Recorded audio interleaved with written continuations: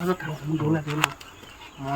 আহিলোঁ তাৰপিছত আজি এতিয়া 5টা বজাত পালোহি মোক ফোন মাৰোঁতে মানে মোৰ দাঁতৰ বিষ মানে মইতো ৱাইনশ্বপত থাকোঁ কাম কৰোঁ তেতিয়া মই হিচাপ কৰি আছিলোঁ মই কৈছোঁ অলপ ৰখিবা মই কিবা এটা কৰি আছোঁ তাই কৈছে হ'ব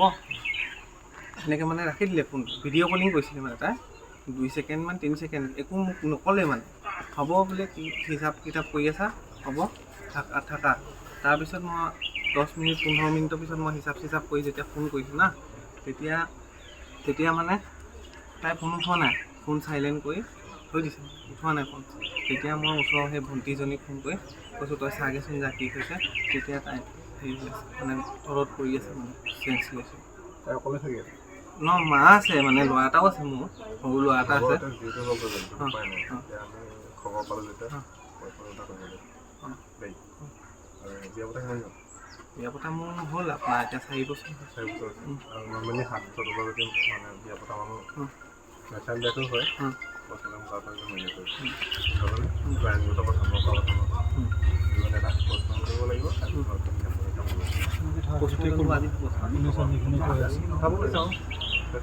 প্ৰচেছটো আপোনালোকে মানে যিমান দেৰি কৰিব সিমান দেৰি হ'ব আমি মানে মই ভাবিছোঁ ডেড বডিটো এনেকৈ মানে ৰখাই থ'ব নোৱাৰে না মই গাড়ীখন মাতোঁ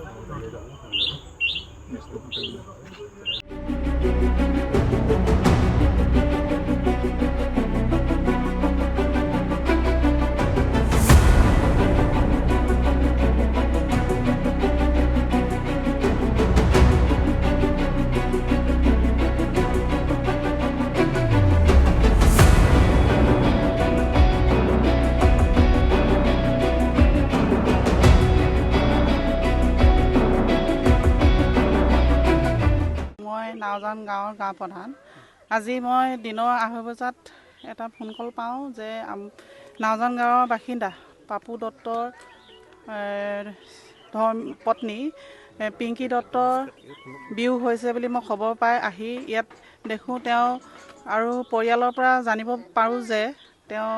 যোৱাকালি 10:30 মান বজাতে তেওঁ বোলে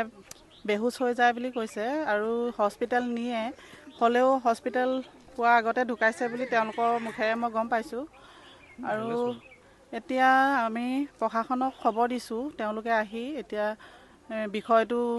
দৃষ্টিগোচৰ কৰিছে তেওঁলোকৰ ফালৰ পৰা যিখিনি কৰিব লাগে সেইখিনি কৰিছে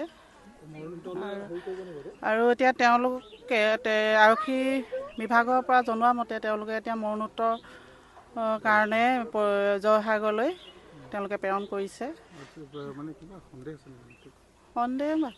সন্দেহ বুলি তেনেকৈ এতিয়া পৰিয়ালৰ লোকে কোৱা মতে তেওঁলোকৰ কোনো সন্দেহ নাই বুলি কৈছে তেওঁলোকৰ মানে পিংকী দত্তৰ মাতৃয়েও তেওঁ কোনো সন্দেহ নাই বুলি কৈছে তেওঁ আজি অৰুণাচলৰ পৰা পাইছে ইয়াত তেওঁৰ স্বামীও নাথাকে অৰুণাচলত থাকে আজি ইয়াত অকল তেওঁ শাহু আৰু তেওঁৰ নিজৰ ল'ৰাটো 4 বছৰীয়া ল'ৰা বিয়া হোৱা তেওঁলোকৰ মতে 5 বছৰ হ'ল বুলি কৈছে আৰু ল'ৰাটো 4 বছৰ হৈছে যিকোনো খবৰৰ বাবে যোগাযোগ কৰক 7099017330 লগতে 7099017110 নম্বৰত